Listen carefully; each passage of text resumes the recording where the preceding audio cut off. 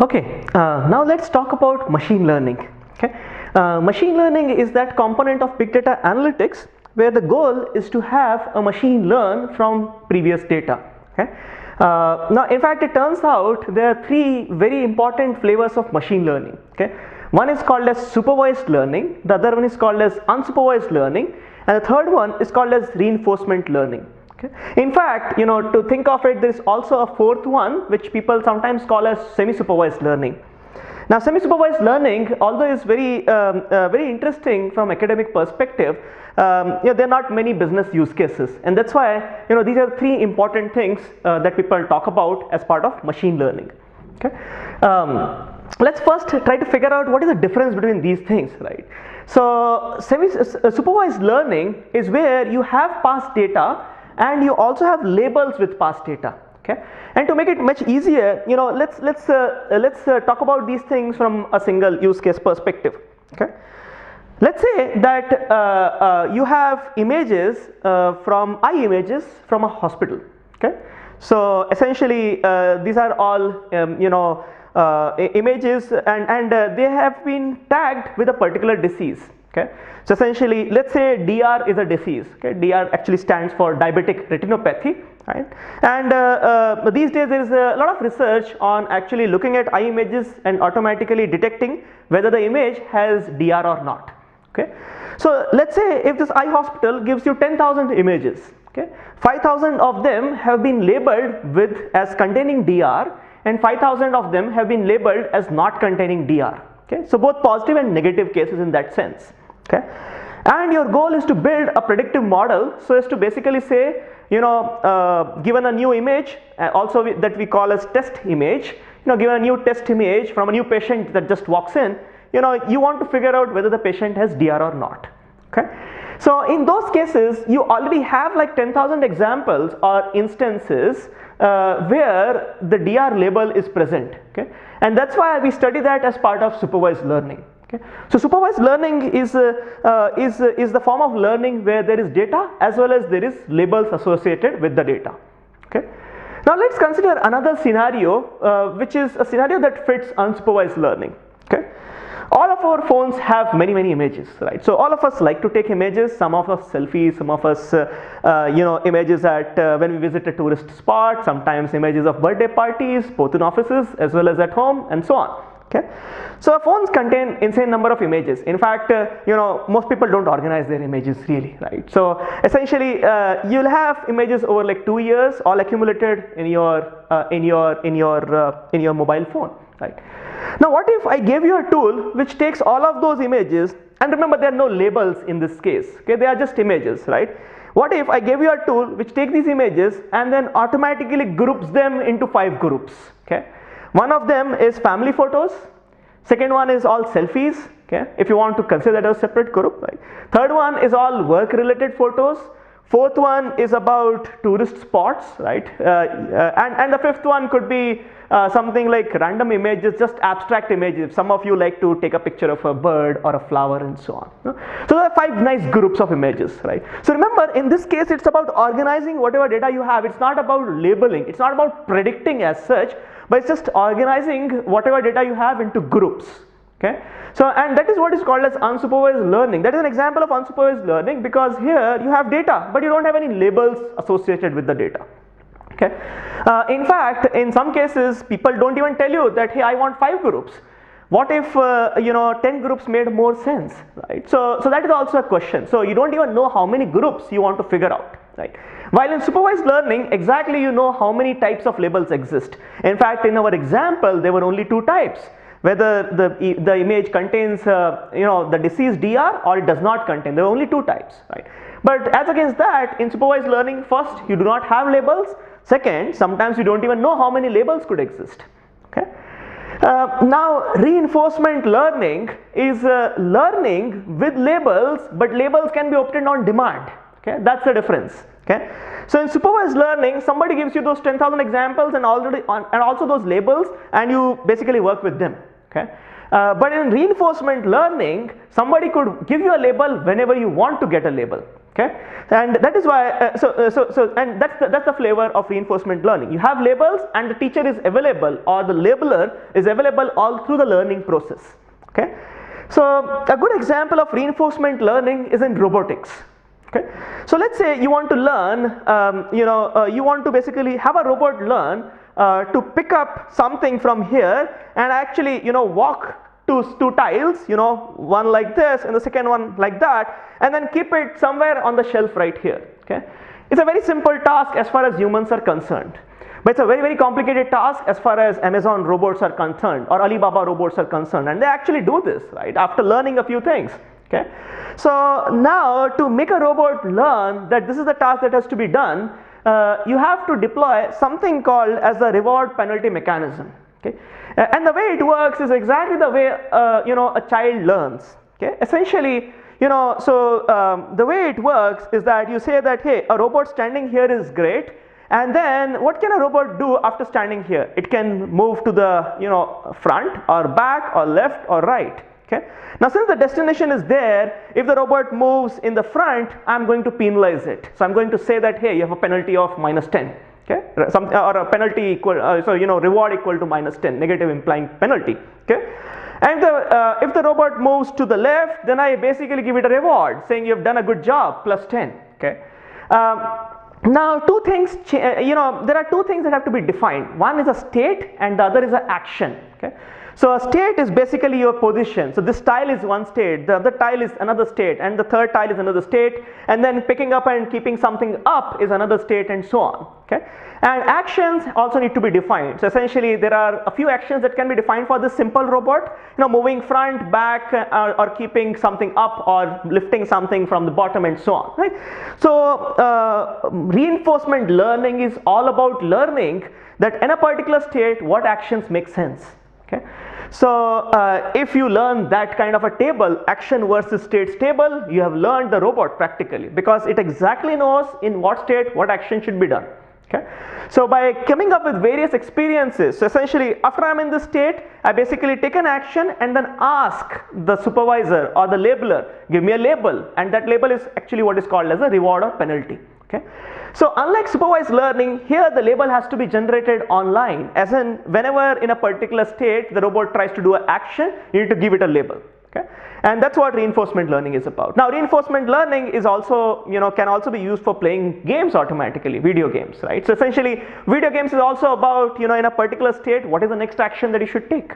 Okay, so therefore there's a good application in game AI using reinforcement learning and so on. Okay, but what is most popular in today's world is supervised learning and unsupervised learning. In fact, supervised learning is the most popular stuff. Unsupervised learning still is secondary, and reinforcement learning very few companies, especially in robotics and gaming, focus on.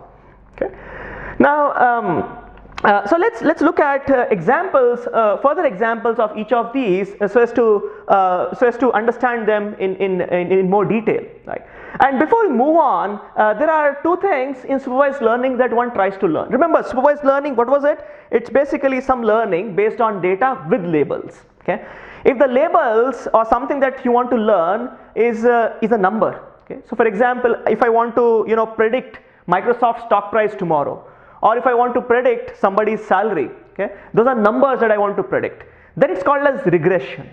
Okay, but if I want to do what I did earlier, just predict one of the two yes or no kind of predictions, predict whether this image has a disease or not, predict whether this email is spam or not, predict whether this tumor is malignant or benign, right? Then that is called as classification. Okay, so basically, if you want to predict a number, it's regression. If you want to predict a category, it's classification. Usually people do binary classification. It means that you are predicting yes or no type stuff.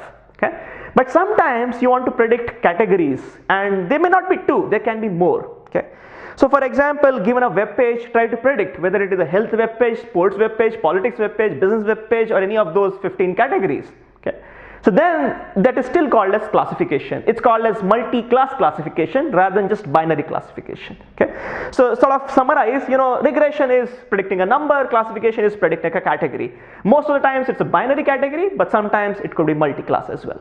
Okay, Now, unsupervised learning, again, mostly people deal with clustering, but sometimes people also talk about this another thing called as dimensionality reduction. Okay, and again, we'll talk about what is dimensionality reduction and details later. Okay, but for now, let's just look at more details about these. Okay, and some of these. So we'll not talk about, say, regression or dimensionality reduction now, but we'll talk details about classification and clustering. Okay. So typical example of classification is as follows. In this particular case, I have this data set. Okay, of course, 10 is not something that you would do practically, but just to fit on a slide, I have examples, 10 examples, right? And each of this row corresponds to a person who is filing an income tax return. Okay, and for each of those, what I have is 3 different attributes or columns or dimensions or variables, whatever you want to call them. Okay, or features. Okay, so first one is refund. So whether refund is due when filing his tax return, was refund due for him? Okay. The second one is marital status. So is he single, divorced, married? Okay. The third one is taxable income. What is his income? Okay, what is the income that he has declared in the tax return? Okay. The last one is the most interesting one, and that's what we call as the label column or the class column. So sometimes it is also called as the class column. Okay. And the column basically indicates whether is he cheating or not while filing his tax return. Okay. Now this thing is so useful, right? So in India, about 2 to 3 crore people file tax returns on the income tax filing website. Okay. The Indian government doesn't have enough time to really look and scrutinize each of those tax returns so much, right? So therefore, the government has to deploy some automated mechanisms to figure out which particular tax return has a fraud in it.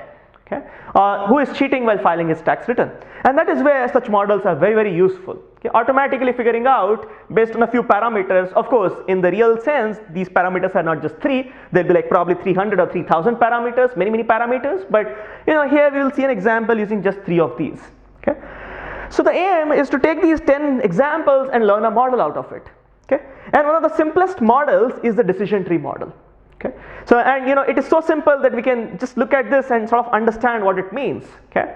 So the decision tree model essentially has this tree structure where each of these yellow nodes indicate an attribute test. Okay, and each of these blue nodes indicate a decision that is made.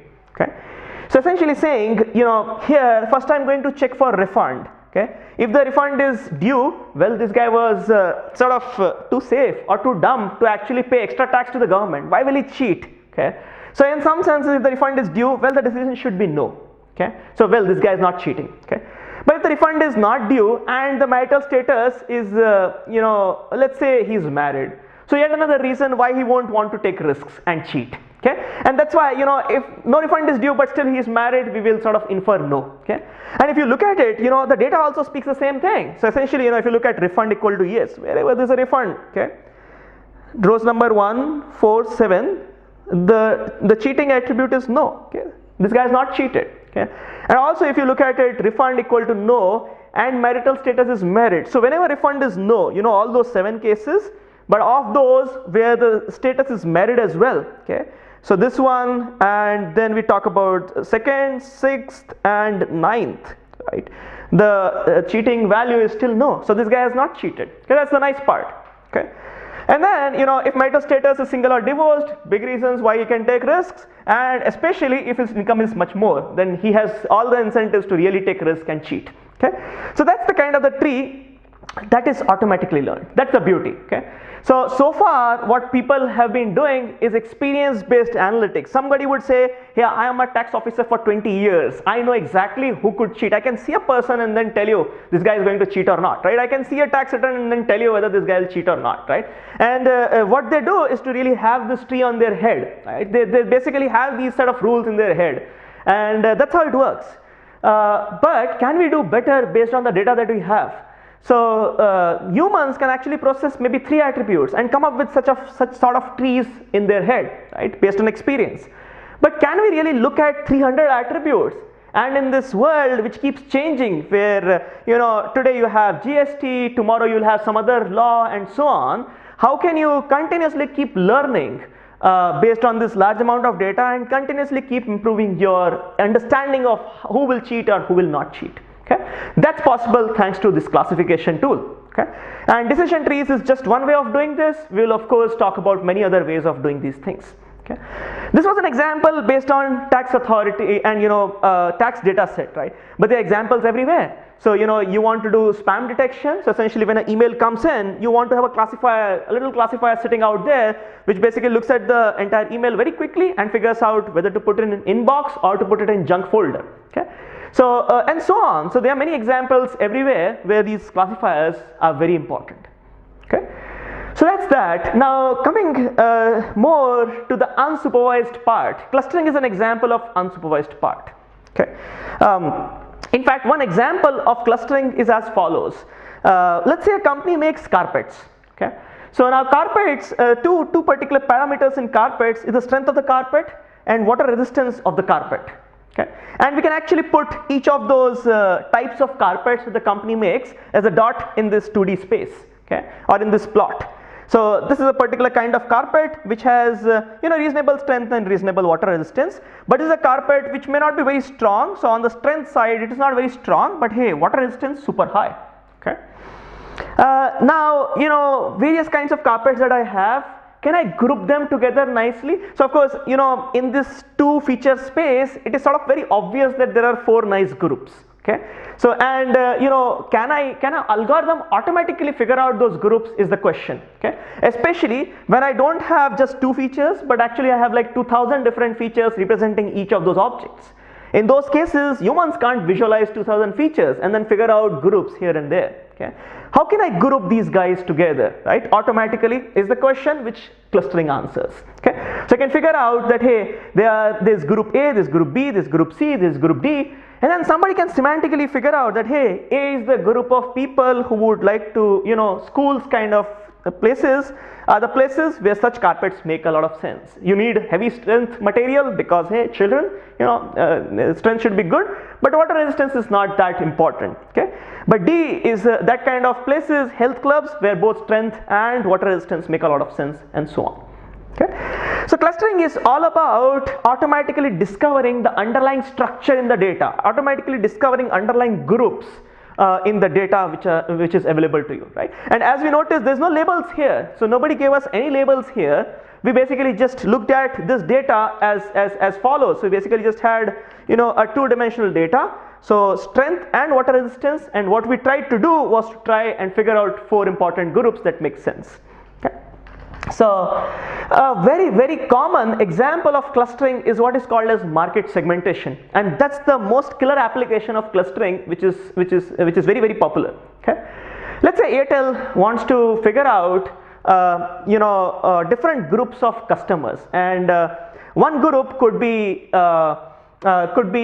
high income, low moderate education group. Another group could be, well, for Airtel, income and education may not make sense. For Airtel, maybe income and usage of various plans make more sense, right? So essentially, but there could be other customers. Let's say this is census data. I think census is a very good example as far as this data is concerned. Okay, income, education, age, these are 3 parameters, and we are talking about various people in these age groups, right? So high income, low moderate education, okay, low to moderate education, moderate to high education, low to moderate income, and so on. So you can, if you look at various people, you can group them in these interesting groups. Once you can group them, the government can do interesting things, define different policies for this group. Hey, well, these guys are high income, high education people. I don't think I need to use a lot of welfare budget for these people. Okay, I can rather use this welfare budget for those people who are probably middle-aged people but with low income and low education, right? Use this budget in skilling them and so on. Okay, similarly, one can actually do market segmentation in various companies. For example, let's get back to the Airtel example now. Airtel can try to divide their customers into loyal customers. I don't need to give discounts to these guys. These guys are very loyal. They will remain with me forever, right? And there could be another group which are customers on the verge of churning, and these customers are so important right now. I need to spend all my marketing dollars so as to woo these customers and give all kinds of discounts to make sure that they are on my platform. Okay, and then there are customers, there could be further segregation, like customers who are like very important because enterprise customers who actually use a lot of data and a lot of phone traffic as well. versus individuals which basically just use small amount of data or small amount of phone bandwidth, right? And then I can come up with different marketing policies for each of these segments. So basically market segmentation is a very, very important use case as far as clustering is concerned. Okay, so lastly we will talk about deep learning, and it's so hot we can't avoid talking about it, right? So we know, we don't know where deep learning lies in our machine learning landscape, right? And remember, the big level thing is still big data analytics. Under big data analytics we talked about a few things: big data infrastructure, data mining. We're talking about machine learning, and deep learning is in some sense is an extension of machine learning. Okay. In fact, it turns out that deep learning is also on both sides. You can do deep learning in terms of unsupervised learning as well as supervised learning. Okay. In fact, there are recent use cases on deep learning for reinforcement learning as well. Okay. But what is most popular is deep learning in terms of supervised learning. Okay. So, this is a typical machine learning cycle. So essentially, you have an image and you want to extract some features, run some classifier on it, and then finally say whether it contains scar or not. Okay. In our case, we are talking about an image and we are saying a disease DR or not. Okay. This is a typical machine learning cycle. Now, why did people start talking about deep learning? Because once you have an image, now you don't need to spend any time coding up those features. So you don't need to decide that, hey, marital status could be a very important feature in deciding whether this guy is going to cheat or not. You don't need to come up with features. The deep learning architecture or the deep learning algorithms will do both the things together by itself. So it will automatically figure out features as well as learn the classifier model. Okay. So that's the nice part when you do deep learning. Okay. And it turns out that deep learning is an extension of the neural networks part of machine learning. So machine learning can be done in many ways. Using decision trees is what we saw here, right? So using decision trees, but it turns out that this classification piece can again be done using many ways, and neural networks is one of those ways. And deep learning actually extends this neural network kind of thinking further so as to enable such use cases where finding features is difficult. Okay. So for example, a very representative example is face recognition. You upload photos to Facebook. Facebook automatically figures out which one, figures out your friends in that photo. Okay. And how does Facebook do that? Facebook is able to do that because at the back end they are basically doing deep learning. They're trying to understand the face in terms of the pattern of eyes, pattern of the different components of the face. Finally, try to figure out whether it is a male face, female face, age group. Trying to do ethnicity. So is it an Asian face, Indian face, American face, and so on. And thereby finally come up with a prediction saying that, oh, this friend in your friend list really matches with exactly this face. Okay. And that's how they do this stuff. Now, the interesting part is you don't need to give any of these inputs. All you need to give is basically a face and it will output a label for it. The label being which of these friends in your friend list is this person. Okay? And of course, just like supervised machine learning, this needs label data. So in this case, you would ask, what is label data? Label data would be, for each of your friend, you need to tell Facebook that, hey, this picture actually contains my friend and this friend. Okay? Did you do that? Well, you did that. In the beginning, Facebook never used to do this automatically. In the beginning, if you remember, in the olden days on Facebook, you would upload your photo, upload the image, and then you would actually manually label people, right? Manually drag and then really label that, hey, this is my friend. And that's where, there was a lot of data generated, which Facebook used to learn these models and can now automatically tag people in your photo. Okay.